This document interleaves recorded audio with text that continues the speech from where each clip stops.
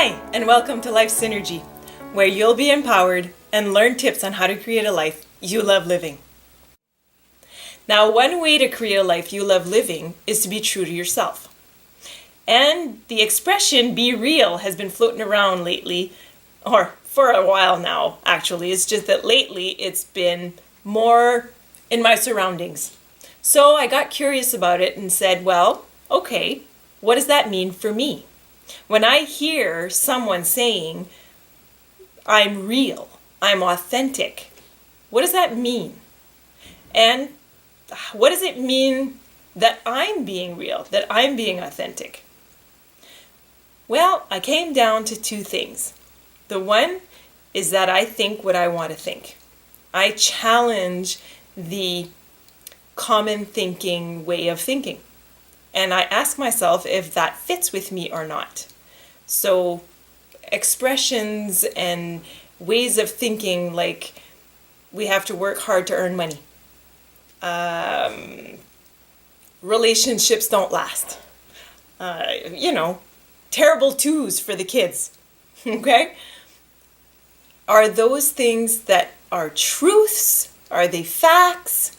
Are they what I feel like thinking? Meh.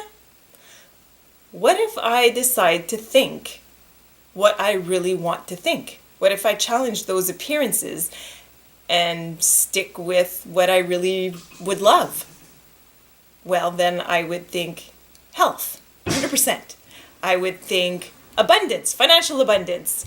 I would think the kids are well behaved all the time.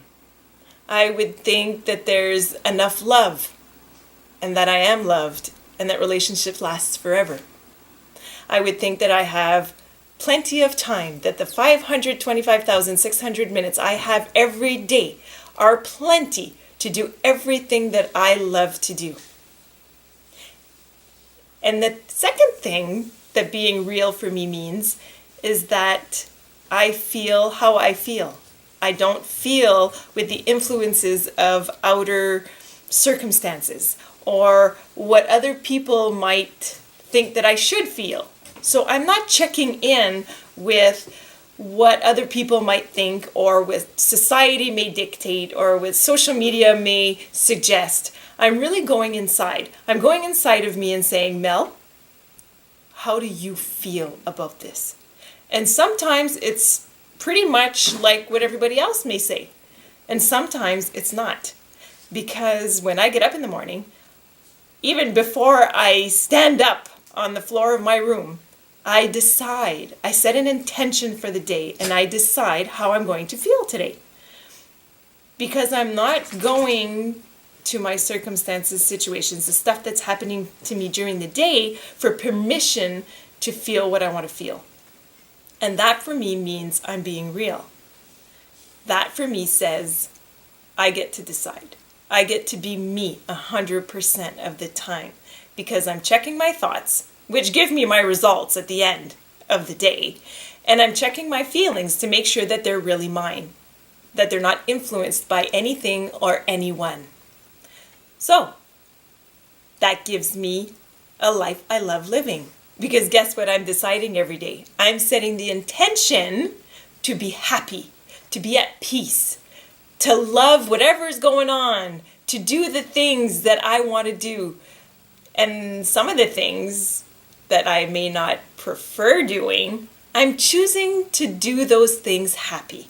I'm choosing to do those things because I'm choosing to do them, not because I have to or because somebody else told me I had to. Okay? You have that same power inside of you. And that's one of the tips on creating a life you love living.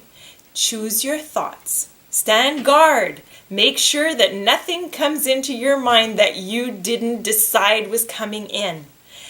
And choose your feelings. How are you going to live your day? You get to choose that. Sure, it takes some practice, and I'm still practicing. So, in that light, I'm inviting you in a 7-day challenge. So for 7 days, try this on. Choose your thoughts and choose your feelings.